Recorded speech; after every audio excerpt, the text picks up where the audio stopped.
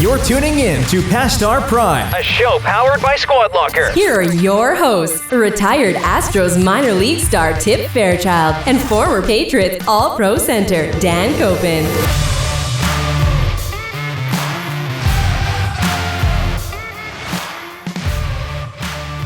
Hello, everybody. Welcome to the program, Past Our Prime. I'm not going to do Tip or Dan. We've been here for 27 episodes. So this is episode 27. If you're watching at home, take a look around because this place is turning into a shrine for Tip Fairchild right now. Well, they asked for all of us, and I'm the only one that has stuff. I'm surprised you don't have like your Pee Wee or your Little League jersey by now. Oh, I have it. Why is it not here? Because every other jersey you own is up here. So we were asked to bring in some things to tell a story to the Squad Locker people. Luckily, you were at camp, so you were right there. They were accessible. It was accessible. So I was thinking, I grabbed my Little League, I grabbed my high school, I grabbed my college, I grabbed my 8 minor league team jerseys. Little League was the Chickadees, Chicks Orchards. So I do have that. I'm sure kicking around somewhere. Atlanta computers. Can we just try and fill the walls up with your stuff? No, it's yours. It's a shrine this to you. Is supposed to be your stuff, but you have I actually don't have that many jerseys. Yes, you do. They're already all hanging up. There's a couple hanging up. Yeah, they're hanging up. They're on shelves, I'm sure. There's balls everywhere. I know that. There's a lot. I could bring in the game ball. Yeah, that's not a bad idea. We could just pretend that one is one. We can bring in some of those. I got to take a look around. I'm surprised these aren't framed. No, see, that's the thing. No, I'm not a big frame guy. These were in the closet, just sitting there. I'm not. We'll see. We want to try to get rid of the red and black all the way around, just covered with stuff. So we got Monmouth Academy Mustangs are up there. We got the USM one. I got a Southern Maine baseball T-shirt on. It's another Maine day too. It is. So we're working through some scheduling now. So we should have a really solid guest that was a Southern Maine Husky also. Also though, episode 27 is one of my best buddy Brian Marshall. This is your episode 27.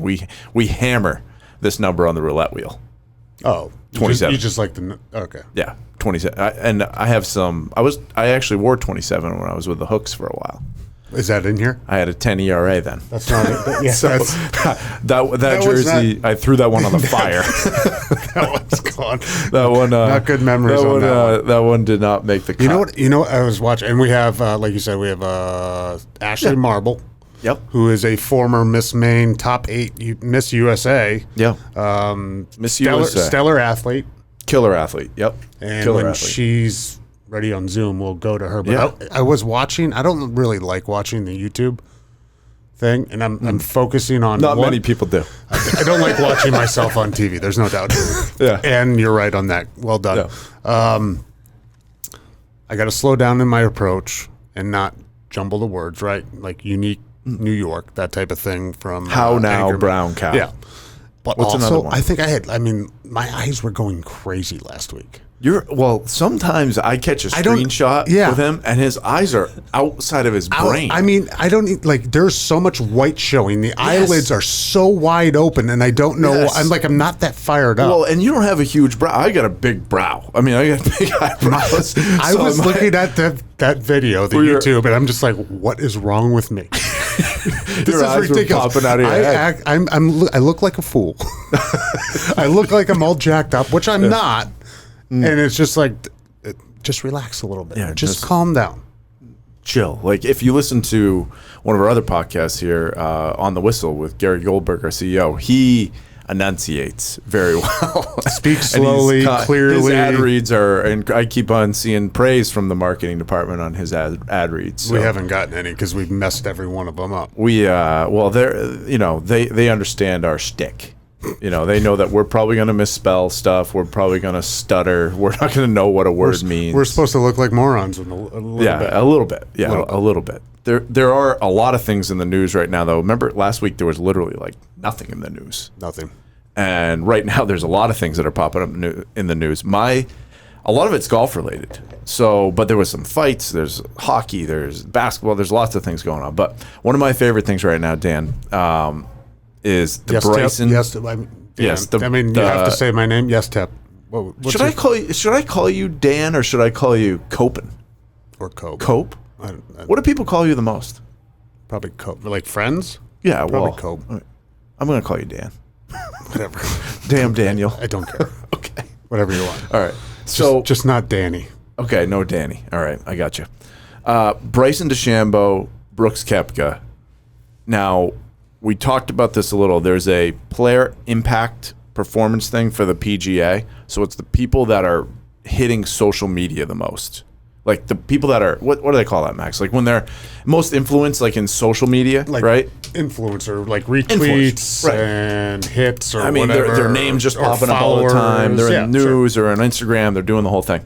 So I think these guys are taking the bull by the horn, like, and understand it's a lot of money. It's too. free money. Yeah, it's like $8 million It's free a year. money if you can get it. It's $40 million. It's spread out over eight guys on the PGA Tour. So it's real money. Just 8.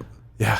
Oh god. Yeah, eight guys. I'm pretty sure. So these guys are going at it with a major battle where they're on interviews like trashing each other. You know, like there was the one where Bryson walked behind Brooks the other day and said something and Brooks rolled his eyes. Right, it's right. So, but then now Brooks and Koepka has everybody out on the golf course when they see Bryson calling Bryson Brooksy.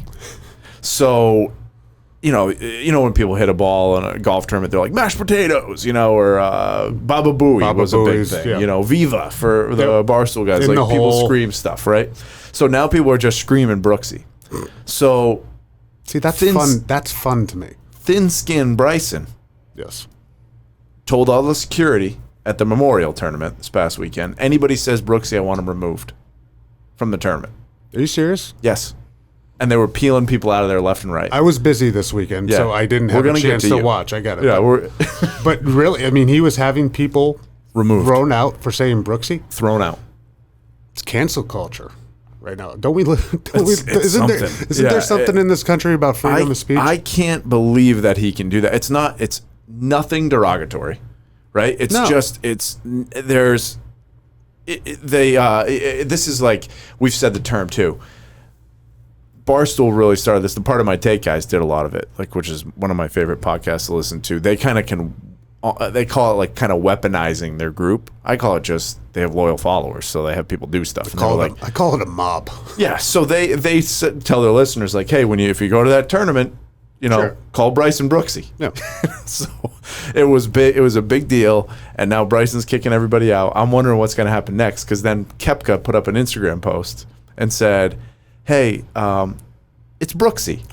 And he said, anybody who gets, I don't know if he said thrown out or says it at the tournament, anybody who says it, Michelob Ultra is going to give them free beer for like a year, or like cases of beer or something like that. So he's weaponized. No, yeah, he's going after it. I mean, you see a weakness and you just go right for it. That's what's happening. You're a professional athlete. It's kind of, and I'm not like the Osaka thing or whatever. If it's a mental health issue, she withdraws, right? No, this she is does taunting. a good thing. This is a, but still, he can't handle this. You're in a sport where there's fans around. You can't control everybody. Yeah. By the way, I used to love. I don't even know what I liked more, when they cheered for you at home or when you ran out onto the field and they booed you. Well, that's I think it's a Reggie Jackson quote. They don't boo nobodies. Right? So that's like... Well, you just pulled that one out of your ass. Yeah, that's... I wrote it down, and I wrote it on my wall, I think, in my room. so they don't boo nobody. So half the people should hate you. So nobody booed you on the hooks. Well, the actual hooks people booed me. That's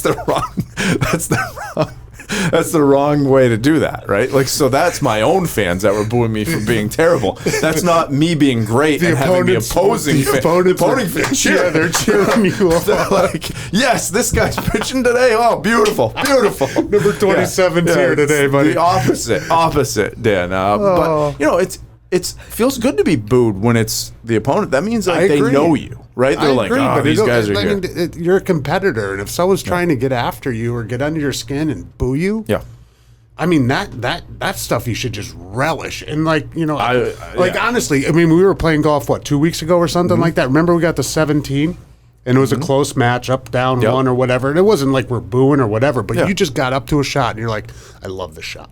Love it. If there was a gallery, people would have been standing there like applauding. Their confidence was there. So, I mean, that's right. That's just weak-minded. I hate that. I agree. I hate that. And that's where... That's one of the reasons... Bryson, you want to tackle him. Brooksy. Yeah, Brooksy. Maybe we can get him I'm a part of the us. mob right now and that. I mean, that's just fun now. Me too. And then you let people know, and then they just go after it harder. I agree. This is the wrong... He's handling it the wrong way because this is going to turn on big time, especially with a major coming up. But he's also probably going to get paid millions of dollars, sort of letting it go. Maybe there's an angle. That's why I think there's an angle behind this where they might be texting in the background like, let's turn this up a notch and both guarantee ourselves like $5 million. Yeah. Joke's on them. Yeah, exactly. So another thing in the golf news, John Rahm, and this is we got 3 bullets of golf in a row, but it's the season. John Rahm, who again will come to you next, but you didn't see a lot of golf this weekend that was on television. John Rahm was up 6 strokes going in the final round and had to withdraw as he walked off the 18th green. Yes, I saw a clip where someone came up to him and said, "Hey, you tested positive for COVID." And then he had to withdraw. Like he couldn't play the next match. He literally, it was a $1.6 million purse this week, I think, or $8 million. That just gone. Couldn't play. So he went home and started tweeting to get that number back up a little bit. And what I wondered though too is, I'm surprised he wasn't vaccinated, and he did. This is what I was listening to a couple of things on this. It's possible that he is. It is possible that he's vaccinated. It is possible. It was. Well, beforehand though, false positives is a possibility also. Absolutely, right? And they did a couple double tests to check it. But one of the funny things though was he was around somebody who was exposed to COVID, so he went into their protocol thing. The next day, he immediately went and get vaccinated. No way. Yeah, to try to be like, oh, maybe that it's gonna get rid of it or something. You know what I mean? That was his move, and it didn't. Obviously, it didn't work. So it's not like it's like should have done it. It's not like it's amoxicillin. Should have done it two months ago. That's what I'm wondering. That was a $1.6 million hit right there. Where I'm sure they were making this available a while ago for these guys. And now it's available for my 7-year-old. Yeah, almost. numbers out. You can get an appointment wherever you want to do it. I mean, right. And then so he doesn't come out. Why is getting a COVID vaccine such a secret to some guys? LeBron James, secret. A lot of the NFL teams or whatever, going into camp is it could just be politics, kind of. I don't know. But is it that big of a deal? I don't really care. Don't care. Yeah. I mean, I don't care. I don't care. Both of us aren't I don't care if you get it. I don't care if you don't get it. Right. Doesn't matter to me. I think that way of a lot of things. That's. But most things. Middle of the road tip right here. Drive right down the yellow line. just can't get it over the middle of the plate, but you go middle of the road. Middle of the road. I'm right there. I'll just stay right on line. That's how we do it. Also, member for you. Yeah. Great weekend. I mean, it was a great weekend. And you guys. I might as well been on a plane 8 hours away. Yeah. It just felt like it was. Well, these. I mean, you know how it went for the 4-ball that I played in, right? Yeah, it just complete debacle. Poorly. We talked about it. Yeah. The confidence level was not high after getting that ass kicking that we got a couple weeks ago, but we went in. My partner and I probably plays at about a 16 or 17. He's getting better. Yep. I was playing probably at a 10. 18, 2 9-hole matches on Friday, 3 9-hole matches on Saturday, and then 2 more on Sunday. I was getting the call in the morning and then at night, and it was, hey, what should we think about going into this 18? And then I get the call at the end of the day, we just murdered 2 groups. Oh, man. You guys were on a mission. You killed everybody in this tournament. It was one of those days, and I've played in a few member guests and never even come close to winning our flight. I think we won 2 up on the first match. We won 3 up on the second match on Friday. So you won your flight with a full day to go. No, technically no. Oh, it wasn't completely won. It wasn't. I mean, it was. We were handled because day 3 we went up 3, 4, and 3. Yeah, crazy. We were 5-0 in both matches. Yeah, in both days. and it wasn't. So I think second place. We were at 10 points, right? Yeah. And I think second place was at 3 that day. So it could have happened. But if you lose by 3 or he 4, pulls you down, they come minus up. 3, so it's got to work out perfectly. And by that second day or the third day on the second match, we split that match with the group, and the group that we played second had beaten the second place team pretty handily. So we went into that last match on Sunday knowing we were going to be in the playoff.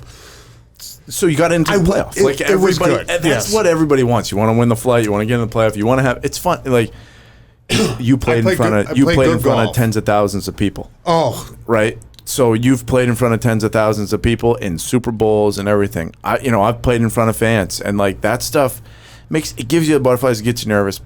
But then you go 10 years without it, right? And it's like, what is the thing that gets me like on stage almost, right? I hate it. You had to tee off. Absolutely. Well, because it's not your number one skill. I'm not comfortable like giving like speeches or whatever, and it takes me a little bit to settle down, and then I'll be okay. At the course that we play, one in Moisset, everybody is out there during lunch. It's the patio, and then the first tee's right there. So right there, people are talking 5 feet behind. Like DeChambeau would probably have a problem because people are talking. Yeah. And he's weak-minded, and he would be bothered. Right. That stuff doesn't bother me. You could blow an air horn; it doesn't bother. I just don't like eyeballs. It's lots of eyes too. There's no helmet covering me. There's no helmet. When you get into these tournaments and there's lots of people following you and there's carts, like we're not supposed to be playing golf with fans. Oh, it was awesome. It was so cool. It feels so great, doesn't it? It was cool. It was a 3-hole playoff. The first 2 holes were better ball, and then the last hole, up 1, par 3, 8, and then down 9 was aggregate. I wish it gets your juices going. It does, and it was good experience because we went in there with none, and we had no idea what to expect, what to shoot. Yep. Next time, if there is a next time, I'll be much more prepared and more confident. Not on the first tee box with everybody. Yep. I hope that ball gets off and we're gone, and then you can settle into it a little bit. But at least I know the numbers of where we need to be and have a shot. The team that won was -1 on those 3 holes. So, and you guys we were even. Yeah, and we were -1 coming into 9. I texted. We'll give Tyler Foster a little shout out right here. So the staff. We talked about him a long time ago, where he came to one of my baseball camps. He's from the town next to me. Now he's an assistant pro at Dan's club. Recognized me, not you, which was hilarious. But you were probably wearing one of your jerseys. I was. I still. He might have had one too. Maybe he might have one in his apartment in Providence. He had it underneath his polo. Exactly. So the staff you said was great. Could you sign this, please? It was great. I texted him and I was like, "How's my guy doing out there?" Because you guys went silent when it went to the playoffs. I was going. There was no way I was going to. There's no talking. I don't even think I texted. I texted my wife after some matches. Hey, we won this or whatever. Yeah. But it's one of those things when it's like superstitious. Well, right? Paul was getting chatty. He was like, "We're going off at 3." He was so fired up to get going. And then I was like, "Okay, these guys are going out. It's a marathon, though. Not going to mess with them." But I'm going to text Tyler. So I texted Tyler. I was like, "How's my guy doing out there?" And he's like, he goes, "There was just a big 4 for 3." Yep. And you mentioned Paul made a great big 4 for 3. It was about a 20-footer. I was sitting probably about 10 feet for par. And then he was up. He had about a 20-footer left to right. Yep. Stroked it. It was in a pressure situation. It was a great putt. And then we got off 4 for 3. I parred the second one, and then I went 5 for 4 with the strokes, and he went 6 for 5 and just won off. I did have a plan that if you guys won, that would be we'd bring him into the office, and that was the episode. He would have loved bring that. the trophy. Yeah, we were to bring the flags in. Yeah, done the that would have been great. Done the whole deal. It was fun though. It brings the competitiveness. I was absolutely exhausted. Oh yeah, you're gassed after those things. Even the 2-day long rounds. Yeah, I was. It is on a serious note on this. We need this stuff. We do.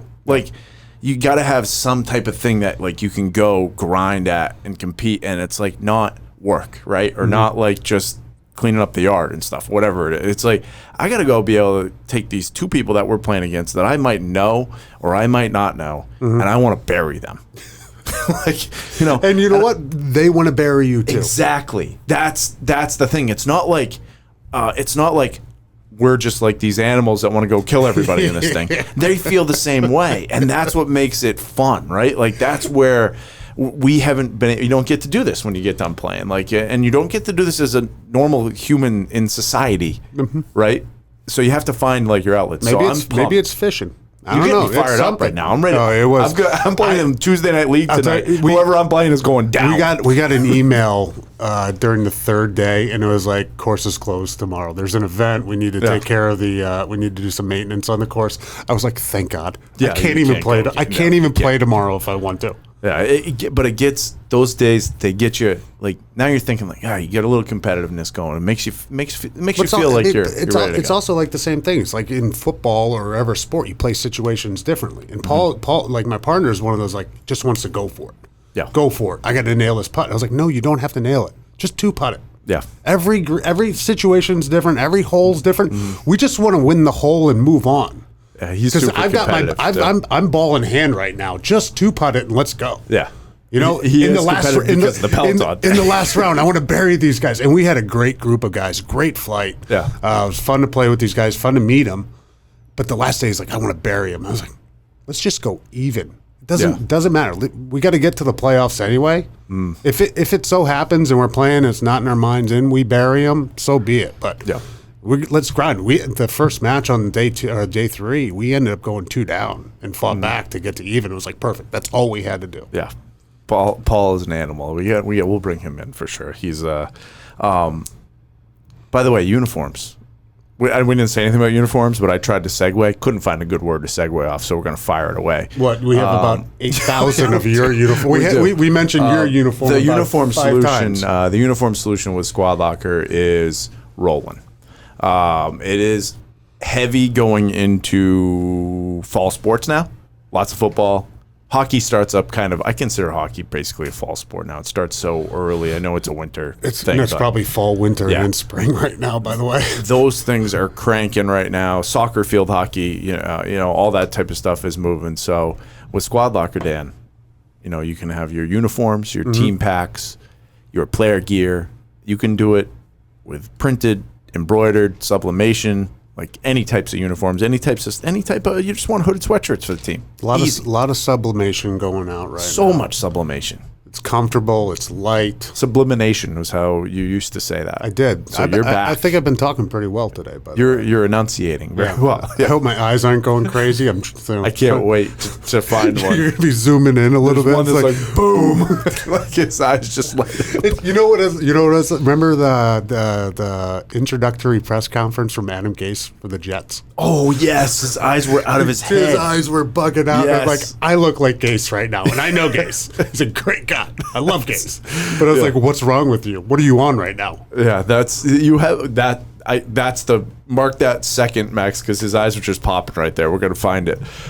So Squad Locker, though, we're shipping things direct to home. All those different solutions. The salespeople are here, ready to go. You can build out your store. It's open 365 days, 7 days a week. Does not close. 24 Ship it right hours to a the day. player.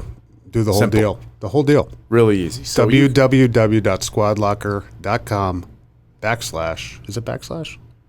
I think it's forward slash. Forward slash? Damn it. We almost made it way through. to go? almost made it through. www.squadlocker.com / suit up. Yeah.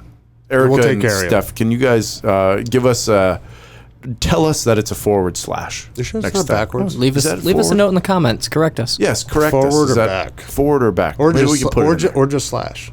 /. Okay. So www.squadlocker.com / suit up. All right, we'll be right back with Ashley Marble. Let's go. All right, coming right off the ad read, we have a great guest today, Dan. Another Maynard. Another Mainer.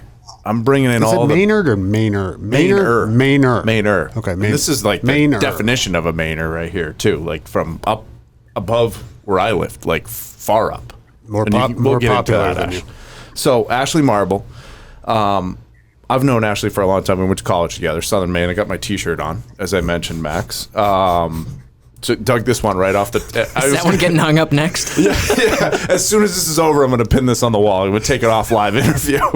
So Ashley went to, first of all, great volleyball player. Then went to Southern Maine and was like all world in basketball, right? All American players of the year, Hall of Fames all over the place.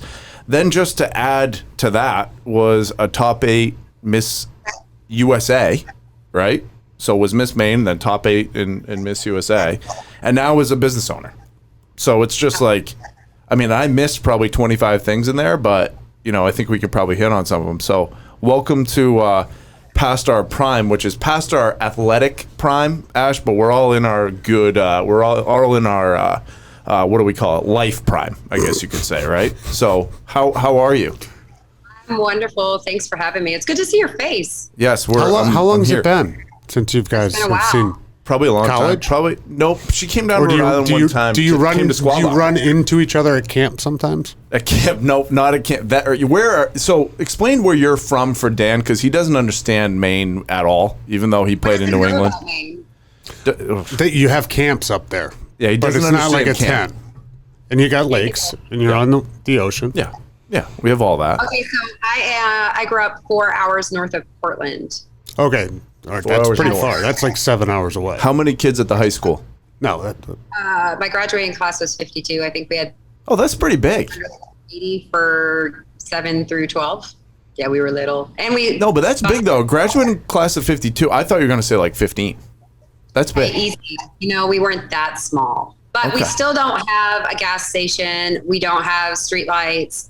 The closest Walmart is 45 minutes, and then the closest mall is like 2 hours. And then you went to University of Maine first, right? I did, yeah. I went on a full scholarship there for volleyball. How was that transition from a place with no traffic lights to well, Maine's kind of up there outside. I'm not saying it's a huge city, but it's a different type of city, right? Yeah. What city is it in? Bangor. Bangor, Orono. All right. Yeah. Bangor, Orono, yeah. But for me, I played AAU my whole life growing up. So every weekend we were out of state. There wasn't in-state competitions besides state. So I was pretty cultured to that in terms of that. But going to school and not having anybody make sure that you went to school and having the freedom to have as much fun as you wanted, it was definitely a culture shock for sure. But I was playing volleyball, and that was something that I had just picked up as a freshman in high school. So that was probably the biggest shock going in and becoming a setter. What's the first love in terms of sports? Like, so is it volleyball? Is it basketball? Is it just fitness in general? Is it something that we don't know about? No, it was, I remember getting questioned because my mom had me at dance at 2.5. And the question was cheerleading or basketball. And I was like, I'm not wearing a skirt and shaking pom-poms. So the decision was basketball. Volleyball wasn't even a thing. I didn't even know about volleyball until my freshman year of high school, really, truly. But once I started playing on a team, it wasn't necessarily the winning so much. I just hated losing so bad that I became addicted to the adrenaline rush of stepping out on the court every day and trying to be the best you could be. Perfect, because we just talked in the beginning of this episode about, because now the only competition that Dan and I have, unless it's against each other with like Peloton or something, is golf. Yeah, I was wondering, how's that going for you? I saw that challenge. Well, the challenge didn't go well, but now we're still on the bike. We're still riding. It's a good thing. We shredded some pounds off, and we're, the cardio's up a little bit. It was a lot of time away from normal life, 2 to 3 hours a day, and it got a little ridiculous. Yeah, we were riding at night. I would get on the bike at like 10:15 and watch like 2 episodes of like Game of Thrones while I was just like grinding down the where was a ride that we did, like in Venice, like a scenic ride. A scenic ride. Yeah. We're so stupid. Exactly. Yeah, we were so dumb then. We shredded weight though, big time. It does work. Yeah, it works. But you just can't do that only, right? You're in the profession now, so would you consider yourself? All right, do we go there now, or we can go there now? Do you want to go? We're gonna go back. We'll go back and forth. My wife owns a fitness studio as well, and it's not like. So, would you consider yourself like a fitness instructor, a life coach? What is the marble method now? I think we're a therapist, honestly. Mm. No, you might be coming out of COVID.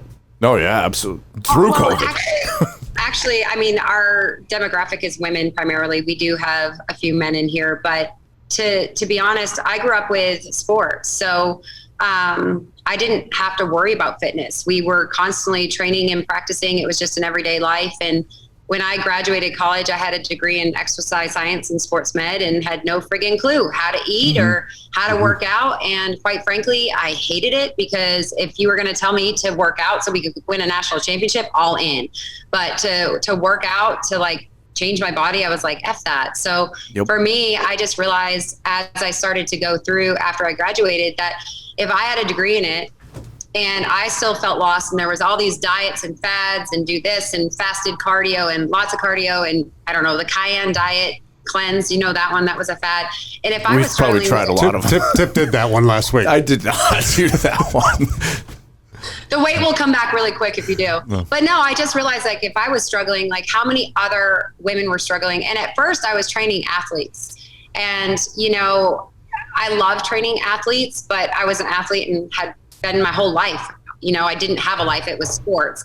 And after the last shot clock ended, the last lights closed, I was like, I honestly didn't know who I was. I just was really struggling. I mean, nobody ever told me to identify Ash outside of sports. And so when I was training athletes, I think at that time, even though I loved it, like I missed it. You know, I was looking at all the things that I didn't have growing up. I didn't have strength coaches and, you know, personal coaches and all that stuff. So I started to talk to more women, especially when I wrecked my ankle. That's when I couldn't walk and I was officiating. I got a bullet coming up on that one. We're going to get a picture for that too. So I was still in sports and loving it. And then it, like everything, the lights went out.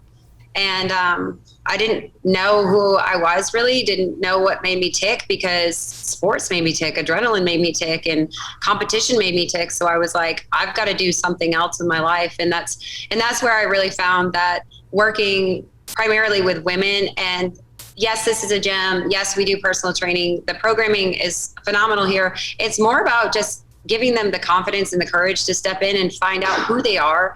And then the strength to kind of become that person. Because I think, you know, as women, you're supposed to like grow up, get married, have kids, and then sacrifice, or that's what I was kind of always believed. So to be able to have people come in here and know that they've settled, know that they kind of have been resigned in their life and start to see them fight again and find the warrior inside of them, that makes me tick now. Now I tell you, it's a much slower tick though.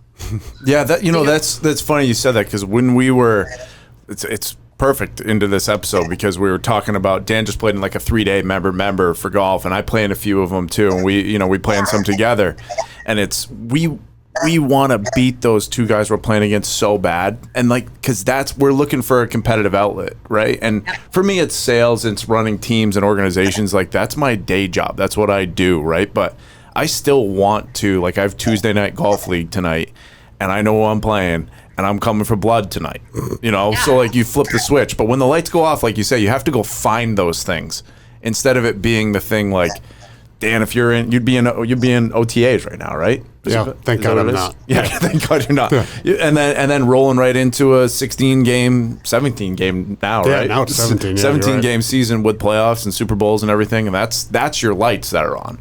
So you're right. You know, people have to find something else. Yeah, it's good what Ash said. Like there's, you know, when you're playing in that moment, there's a goal every day. Yeah. Right. You know, it doesn't matter if you're in the off season or you're in the season. You know what the end result is. You know where you want to get to. So, and when that goes away, it's just like, okay, now what do I do now? Like I said, I've always been identified as this guy or this girl or whatever it is. You got to find that person again. Definitely, no question. And I think it's hard because it was such a release for us. Do you know what I mean? So like a lot of times if you were going through something difficult in your life, for me personally, I don't know about you guys, but you could take it out on the field. You could take it out on the court. You know, you could use that to fuel you. And when the sports are over, you're like, how do I handle this emotion? What am I feeling?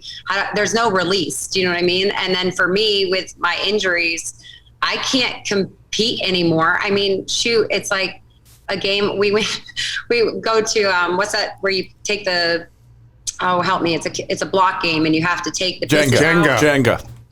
I mean, like, I'm competitive at Jenga now because I'm like, I can't play sports the way I want to, but the competitive edge has never left. And sometimes, even when I get on the Peloton, man, I have to see where I'm at, and then I got to beat my record and try to compete with the people there. And you actually get upset when you don't beat it. Yeah, and you get mad. like, just like you can't do it every day. Yeah. Like, I get upset when I don't get, like, you just performed your best hit or your best 20-minute ride. I'm like, seriously? But we got to get your username. How long did it take you to figure it out? I mean, how long were you lost, I guess? You know, and you know what was the motivating factor that to help you figure out who you were? Basically, I hit rock bottom. A lot of, you know what I mean? Like, I just was searching. I had a degree. I was a bartender, waitress. And I loved that job, to be honest with you, because you made good money, you met people, and you didn't have to take it home. But I just felt like I was destined to do more. And I had a pretty good personal training program going on. But that was, to me, even though it was nice, it was boring. It was 1 to 2 people. There wasn't enough action involved. And so I was like, how can I scale this on a bigger level where I'm giving the same service but with more people? And that's how this evolved. I was a trainer at another gym, opened that gym, and we became the #1 gym in the country in terms of membership in 10 months. And that was adrenaline for me. Do you know what I mean? Yeah. But and that's kind of what was happening here when we opened, but COVID hit 6 months after opening. Yeah, it's wild. You know, and we were shut down for 6 months. So I just think life's always going to throw shit at you, like every which direction. And for so long, I was waiting for the perfect time or the right amount of money or the right opportunity. And then I go for it. And if you just wait for the and thens or what ifs, like, you're always going to be resigned. And I just sat down with myself one day and I was like, what at the end of my life am I going to regret not doing? Because the things that I've done, I don't necessarily regret them. Yes, I've learned, I've failed, I've made mistakes, but I never really regretted them. The things that I didn't do throughout my life that I was hesitant to or fearful of or talked out of, those are the things that still burned. So I was like, you know what? Like, I'm just going to go for this. This has always been my dream. I always wanted a gym. I was told that, I came from a town of less than 200 people. I had no money. I was a single mom. Like, what are you doing? You can't do that. And you can. You just got to put your nose to the ground, put your blinders on, and just stay focused, just like an athlete. Like, you know your role, you know your goal, and then you just are relentless in the pursuit of it. But making sure that I found myself before I went into it so that if I failed, I was okay with it. Do you know what I mean? I couldn't place my worth on the success of this gym because I placed my worth on the sports and the accolades and the team, that when that was over, I didn't know who I was and I felt like I didn't have any worth. So really finding myself, I mean, I have a strong faith. I have a good group of friends, great mentors. I read a lot, but just always looking for ways to reinvent myself and pivot when we're throwing crap here in the gym. I feel empowered. I feel like that was like reading a book right there. That was strong. That was great. That's probably a clip right there, Matt. I mean, you literally wrote wrote it it down. down. You said that's the clip, right? I agree. I want to roll it though to when, like, we met. We go to we go to Southern Maine. Like, baseball is a big sport there, and girls basketball is like the probably biggest sport there. These guys have been, powerhouses for a long time. And then here comes a volleyball player from University of Maine to come play basketball. And was there a buzz? Oh, there was a buzz. Oh yeah, there was fanfare. There was confetti. It was a wild. It's a parade. Yeah, there was a parade. Comes in, and then you guys tore it up for a couple years, and I got drafted. I think you guys played one more year after I was already gone, but I remember following it, all on then, and it was like every game. Like, when I was there, it was a packed house. It was awesome to watch, and like, you scored. You were diving all over the floor. You had the knee braces on and probably like elbow pad on or whatever, because you were just always like going to the hole, and then like ended up on the floor like and won, and like yelling in people's faces, and it got us fired up. It was fun to watch. It was like we were like the Cameron Crazies, but at Costello Sports Center. You know what I mean? So take me to the basketball side, because that was your sport really in high school that you were great at, right? I mean, in volleyball too, but then you came back to it and were amazing, like another gear. Yeah, I mean, it wasn't all me. We had a bunch of transfers that came in that year. We had a bunch of it was just a hell of a team, hell of athletes. Whether it was D2 transfer, D1 transfer, and some of us had played together in AAU or played against each other. And that team had hunger, and you can't teach hunger. And you had all of us were just friggin' hungry for more. And it was so much fun. I was actually scared because I didn't have a great experience at Orono and playing volleyball. And I remember the very first time that Fifield said, hit the baseline, I panicked because at my old place, we would be on the baseline until we vomited and we couldn't let our ponytail hit. But it was just fun. It was relaxed. Obviously, we partied. We had a great time. But for me, the team was phenomenal, but the fans made it even better. I don't know if I actually would have liked sports as much or even loved sports if we didn't have the fans, because the fans came in high school. It was a packed house. Everybody went to tournaments, and that was the same for us at USM. Dan hasn't. We talked about this once, but the basketball tournament in Maine. In February. Yeah. So it was just an experience. It was all the towns came. It was packed all the time. There's 3 locations: Portland, Augusta, and Bangor, and they would be just bombed out with everyone. And Dan does know, so Valley was always amazing. In my thing, they called the newspaper called me a couple months ago and did a story about losing to Valley. It was hey, we're doing a story on Valley, but we're doing it about people who lost to them. And I did a whole interview on it. And Dan's what do they have to do up there? And I'm hey, basketball's a huge deal. High school basketball is huge. Actually, the other question is too, why would you take an interview about how well you lose? Hey, I'm comfortable. They're out of things to talk about, I guess. No kidding. They had nobody else there was COVID going on. They had nothing happening. Yeah, it was Pilar, it was the Hartwell twins, it was Brian Andre, Chris Wheeler. It was I remember them all because it was they used to kill us. This team is infamous. You're infamous. It was a great experience. We prepped all season and got murdered. Exactly. So he hasn't really experienced how big basketball is in Maine there, but like you said, you would have a sellout in high school, and you would have a packed house in college at a small college, in southern Maine. It would be busy. Then you another whole experience for you. How do you end up getting into the Miss USA category of it? That just is that during sports or is that after sports? Yeah, I didn't know the timeline on this that great, Ash, but I know that it was athletics, and then bang. Yeah, no, I wasn't quite like the toddler and tiara, but probably what you didn't know about me is at 2.5 I was in dance, and at 3 I was in pageants. Got it. So didn't know grew that. up a pageant. Yeah, you wouldn't. And I tried. It's really not me. It's just another competition. But yeah, so I did Miss Teen Maine, and I won Miss Maine Teen USA when I was, I think, 15. And I was pissed that I missed a basketball tournament because I had to go compete in a friggin' pageant. And I put on a dress, and I was like, I don't belong here.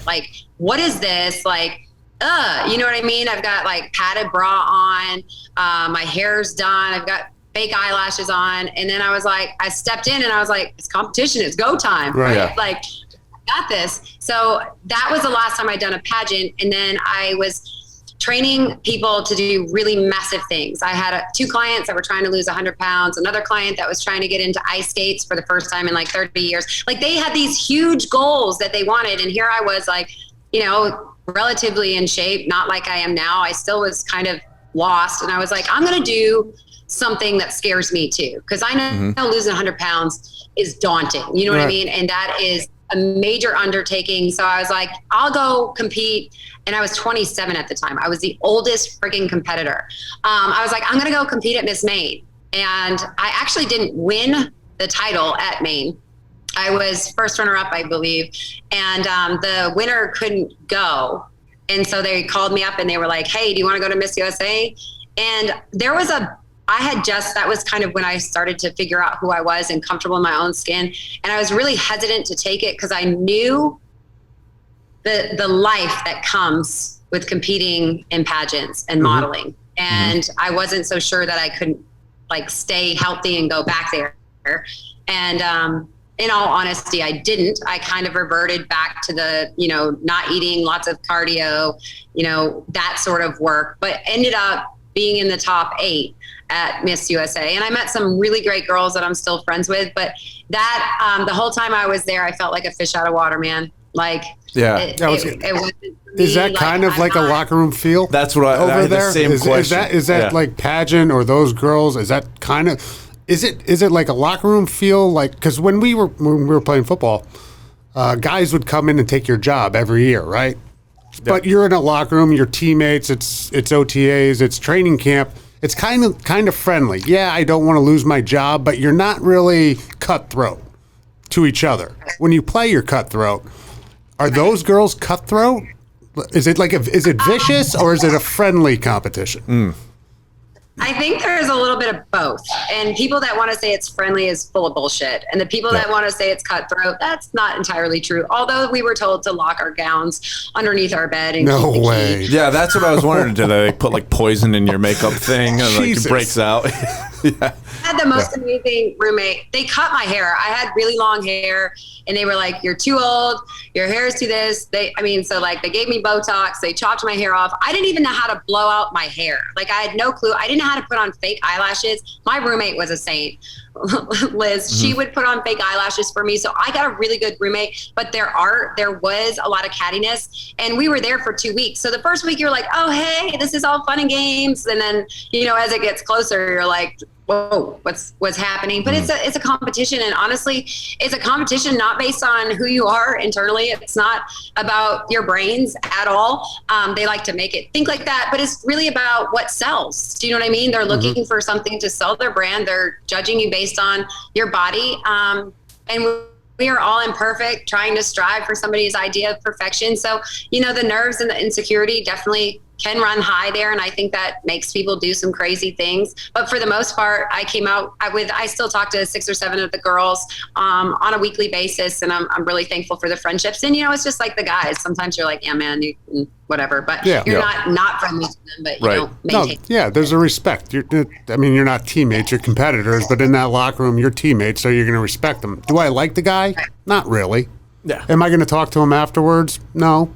But we'll get along during it. When you're in battle together, you'll get along. Yeah, exactly. I know what you're saying with that. So every locker room, though, like my dad, I think one of the best things he ever taught me was that when you walk on that court, all differences are aside. Your teammates, you play together for the ultimate goal. It doesn't matter what you're going through, how much you like them. If you don't like them, or if you're friends with them, you're playing for the ultimate goal. And that's every day that I walk in here, no matter what's going on in my life, I try to pour into them, give them the best, whether I'm feeling my best or whether I like everybody. You know what I mean? So I like that. I think locker rooms are tough, man. Like, it's always a competition, but I think that's what we become addicted to. We've spent more time in locker rooms than at home for a long time. Yeah, right. That's what you miss about athletics. Definitely. Like, I don't miss practices anymore. I don't miss like getting hit or anything like that. But I miss being around the guys and playing card games or something like that. We have these stories on every episode, basically riding the bus, riding the plane, whatever it is, like, and then it breaking down or being in a hotel somewhere, like that stuff comes up nonstop. And I might not talk to somebody for 5 years, right? And then you can pick it up and like you're best buddies again. That happens daily for Dan and I. I have a question about the big stage, right? So you have the big stage. So you have, do you feel more comfortable, packed house on the free throw line, big free throw to make, right? Or like on the stage for like the Miss USA thing? Like, was that uncomfortable for you? You want to be at the free throw line? Which one did you feel more? And did they have like a similar pressure, right? So I won't lie. Once I was on the stage on the runway, like, I was going to rock it. And I owned it. No matter how insecure I felt, the second I was like, "Hey, I'm here." But, the free throw line tip, don't you know that's a sore subject? What's the percentage? Oh shit! You take like an elbow jumper. She's like Shaquille O'Neal up there. She's got the ball. 5 seconds left to go. Packed house. You have the ball. I'm taking it every day. No, basically, I would go in a packed house in the free throw line, but I doubted myself. That was the only place that I actually ever questioned myself as an athlete, is on the free throw line.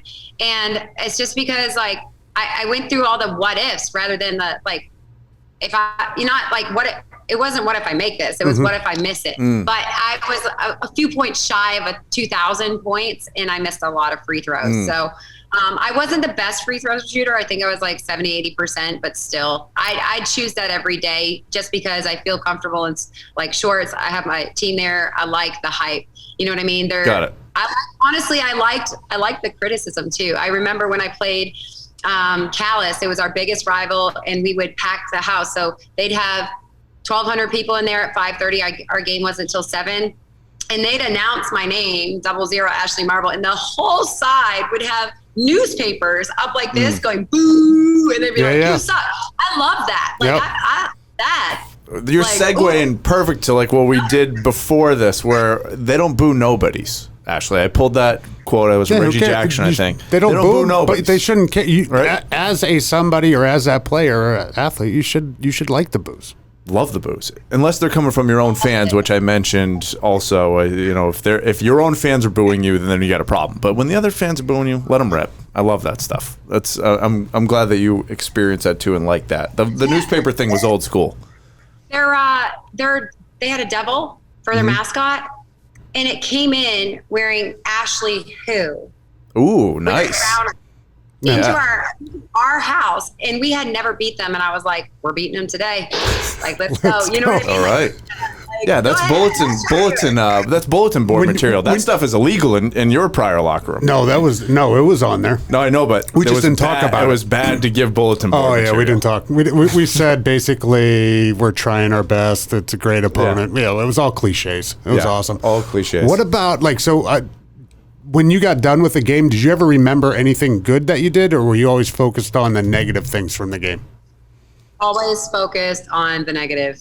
Always. Like I remember I was getting interviewed and all I could focus on was like the shot that I didn't miss or the pass, I didn't. And that's the thing. Like if I miss free throws, I go shoot them. I mean, accolades are great. Right. But like, honestly, if you can't be consistent in your performances, and I just wanted to be better each time, then if I didn't at least match my performance or beat it, I wasn't happy with myself. Do you still feel that same way? Yeah. Even in the new job, the new profession? So to be honest, it's been really hard. I've had to find some grace for myself because, I had a goal and I've never not hit goals in my life. Like just never, if I say I'm going to get 1,000 points, or if I'm going to get 1,000 rebounds, or if I'm going to be the largest gym in the country, or, you know what I mean? Like I always get it because I think about it, and then I think about it so much that I think my actions just align. But when we opened and then COVID hit, we were on track to our goals, and then we got shut down. And I'm a sole owner here. We didn't get hardly anything from the SBA PPP. And it was like, whoa. You know what I mean? Like everything stopped and there was no momentum. There was no adrenaline.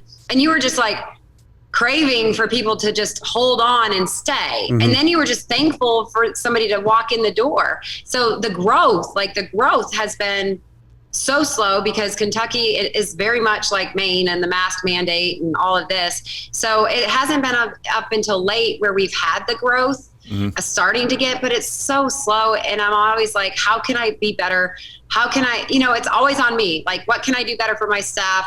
What promotion? What can I run better? What can I offer more? I'm always like that. And I don't think that will ever change, to be honest. You got to think being the athlete and being a part of those teams and the competition sort of helped you out a little bit where, all right, what's the obstacle? What's the situation? And how do I change it, or not change it, but how do I adapt to the situation? So you were thrown a curveball, right? How did you have not necessarily social media presence, but did you have an online presence for the gym or the studio, or did you have to, pivot that way, in a matter of weeks? How'd you handle that challenge, I guess? Yeah, it was a challenge. I remember I was the first gym that shut down in Kentucky. We hadn't been told to shut down yet, but my kids were super sick.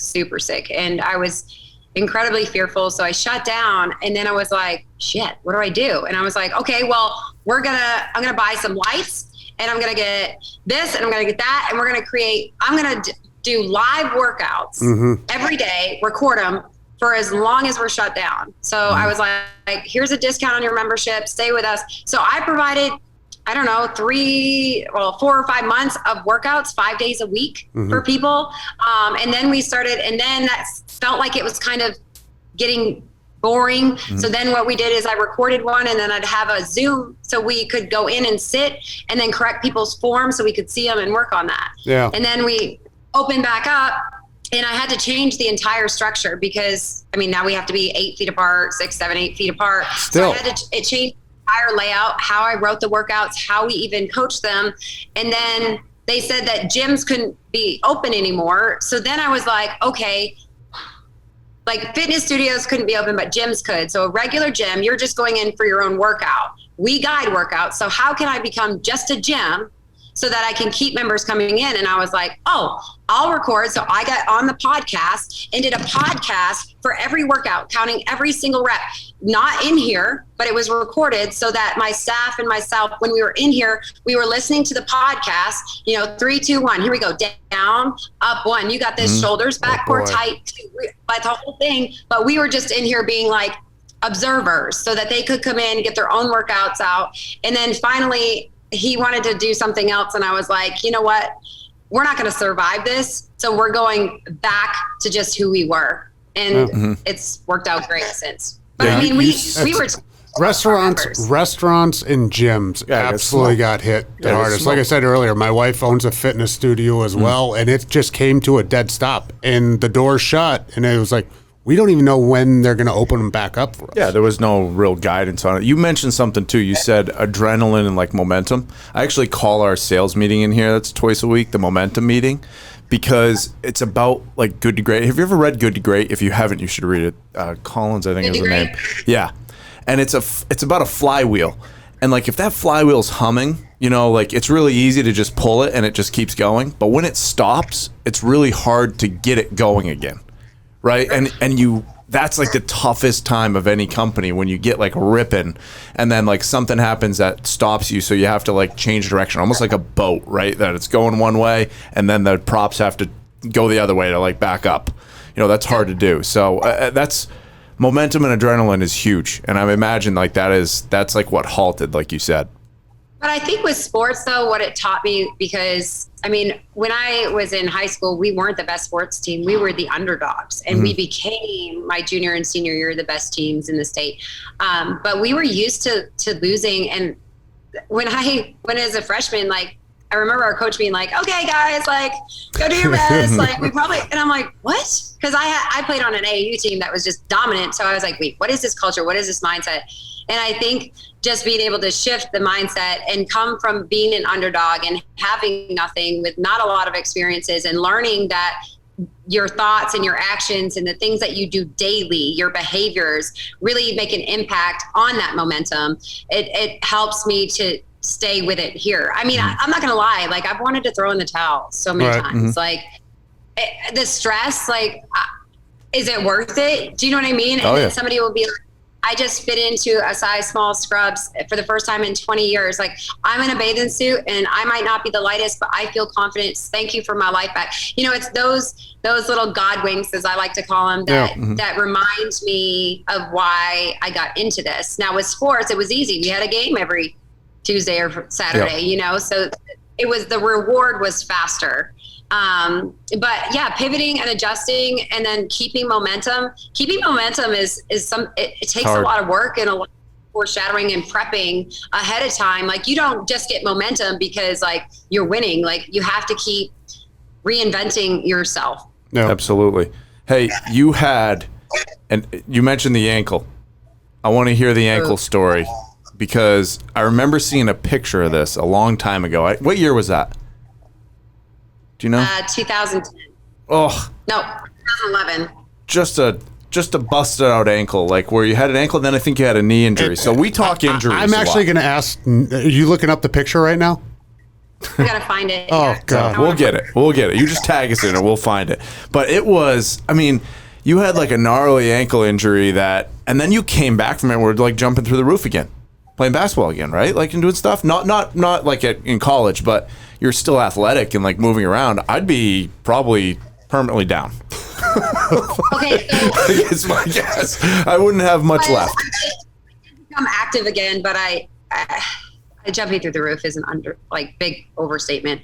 But that was a past our prime story. Mm-hmm. I'm playing St. Joe's college team, and we're past our prime, and they're like, all right, come on, marble. And I was just like, man, I'm just here for a good time. I'm still competitive. I'm staying outside the 3.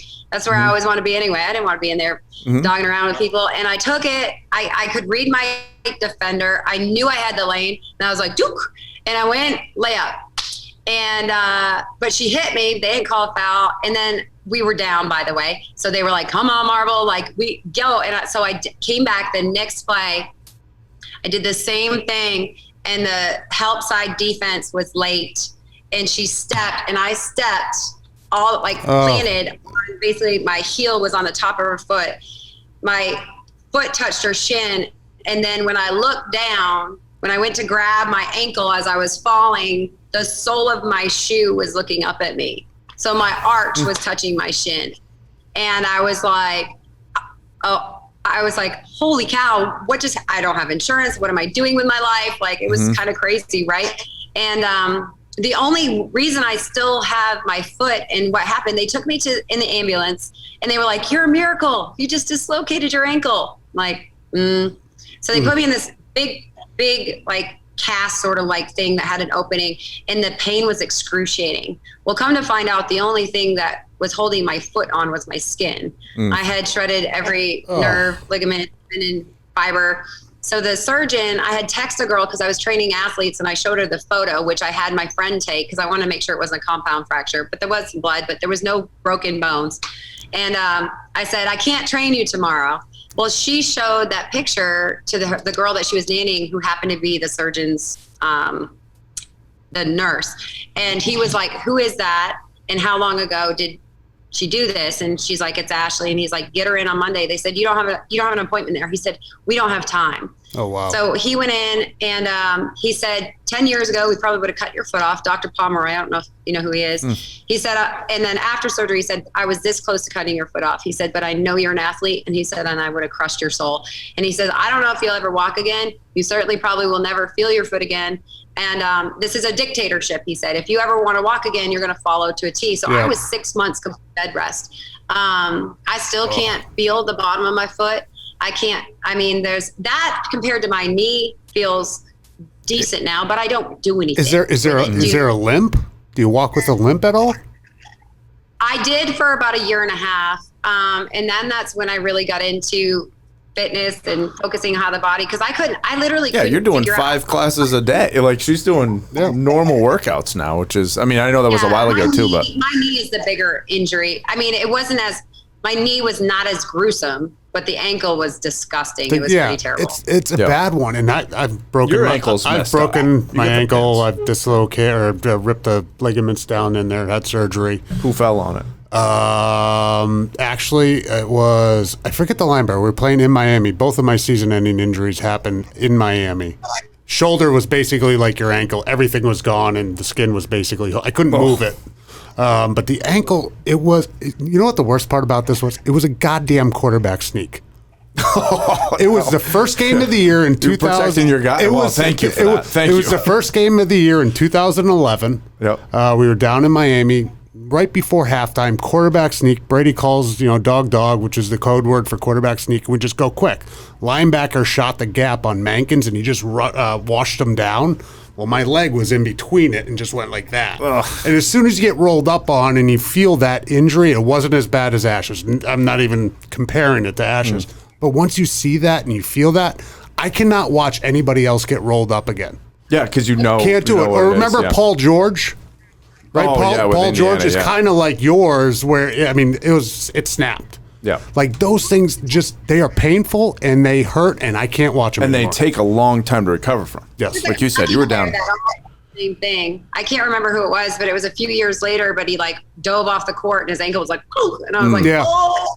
Yep. I'm ill. Instant sweats. It's not a fun thing to watch. No, it's definitely not. It's definitely not. So you had the ankle, you had the knee. So you've been through that, and you've rehabbed and come back every time here, and then back knee, to the And the knee is, I ruptured my patella tendon. That's And the knee's hurting. So you snap your ankle and you rupture the patella.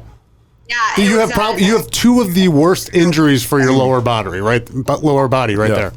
Yeah, and I think it was 3 Novembers ago. I literally just stepped down and I just fell down and I was like, what the heck? Like I thought my shin bone touched my chin. I was like, what is going on? And I was like, no, man, I got it.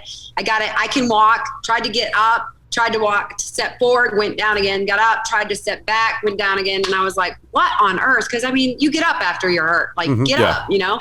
Yep. So yeah, they told me that I had completely ruptured my patella tendon. They did surgery, but the surgery took like 3 hours. So here's the bad thing. My quad shut down.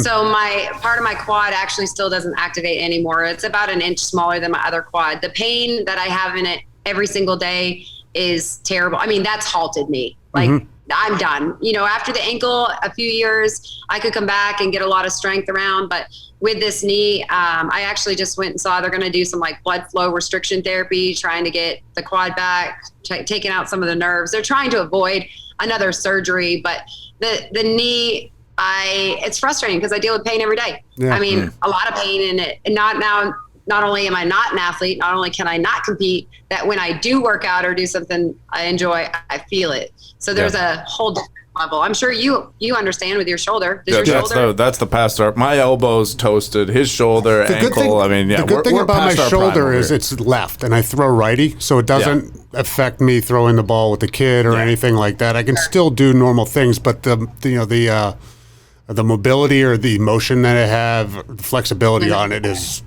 very much limited. Mine is very much day to day.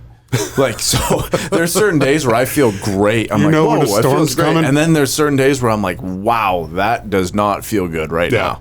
You know, it's kind of crunchy. You know what I mean? And it just doesn't feel, you know, if they went in there, they'd probably figure out some things. But it's like, you know, it's good enough to live. I was going down. I still have two like pins in my ankle.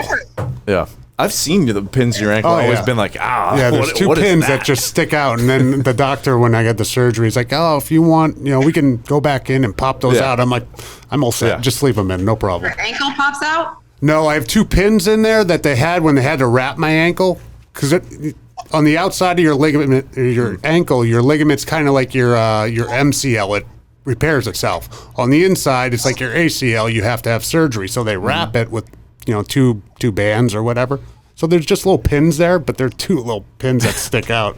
Oh, that's medical advice with Dan. Hey, any other questions?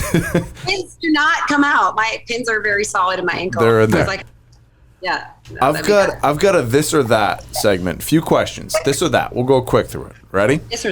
Okay. Hold on. When Dan speaks closer, because it's hard for me to hear because I don't have. Okay. Is that better? Wow. That's why I'm like. Is that better? He's so. Can you go closer to the mic? I feel uncomfortable. He's so quiet. Well, I have a projecting voice, Ash. That's why. So here we go. Yeah, you do talk loud. Big city, or countryside? Country. Okay. Because we did say that she grew up in Maine. I would agree with that. Okay. Sometimes I like to be in the city. All right, 2-1. Okay, you're all right. 2-1. You lose. Okay. I like this one. This was a good one I wrote down. You ready? Because we talked about wellness, fitness, eating well, stuff like that. Cheat meal day, or like healthy food choices, and like meal prepping. What do you like to do better? Oh, I like the meal prep tip. Cheat meal day. Cheat meal day, or like healthy choices. Healthy choice. Yeah, see, I would have went cheat. I don't agree with cheat meals. Why not? Okay. Explain to us why. Because why not? I don't either, because I just feel like crap every time I eat like shit anyway. But you don't believe in cheat meals? Really? No, I just. Oh my God! I wish I could just. You just had 1,000 Miller High Lifes last weekend. You're telling me you don't believe in cheat meals? No, if I go for it though. That is liquid. That's not food, so Tip probably doesn't classify it as a meal. Yeah, but no, honestly, it's about 18 meals. Yeah, I classify it as alcoholism. No, I just like to have a beer. Feels good to drink, and like I'll have a beer even when I'm I'm gonna eat healthy. I like to have a beer, right? Like, and we've talked about this, but I like to have water and everything too. A beer. up here. Yeah, honestly, a case. for so long. I had like such eating issues, to be honest. And when I was on a diet or restricting, then I wanted everything. Like, tell me I can't have ice cream, I'm going to go eat a freaking pint of it. Like, F you. Like, don't tell me what I can eat or what I can't. As long as I look at when I work with people, like if you can stabilize insulin levels so that their blood sugar is not always spiking, then everything kind of evens out. Like, I drink wine, I eat pizza. I eat clean the majority of the time, but if I want something, I have it. It doesn't, a cheat meal just sets you up for like, you can't have it throughout the week and then you eat more of it and then you feel like shit. So, just eat what you like and move your body. You subscribe to moderation. Okay. Yeah. All right. Yeah. I had a baguette before I came I had a moderate. I had a Panera baguette. I had a moderate cheat meal yesterday. What'd you have yesterday? No, I actually didn't know. It wasn't yesterday or a couple days ago? Well, I had salmon and spinach. I had a little bit of mac and cheese, kids' leftovers. Oh, that's what kills you right there. That gets you, right, Ashley? We had chicken and then mac and cheese. Extra chicken nugget. That hurt. It's always the kids' fault. It's the extra stuff. That's what it is. That gets you. Okay, another kind of food related here, because correct me if I'm wrong. You hunt, right? When you were in Maine, like you're a hunter. Okay, so hunting for food or having food prepared for you, like in a restaurant. Would you rather go kill what you eat, or would you rather have it served to you? At camp, kill what you eat. Yeah, that's right. I like to have things that I've killed, caught, or grown.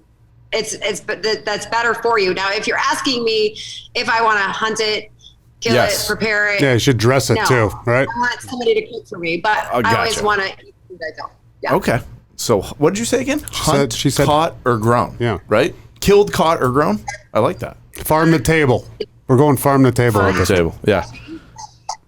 Okay. Fishing's fun. Pull-ups or push-ups? Pull-ups.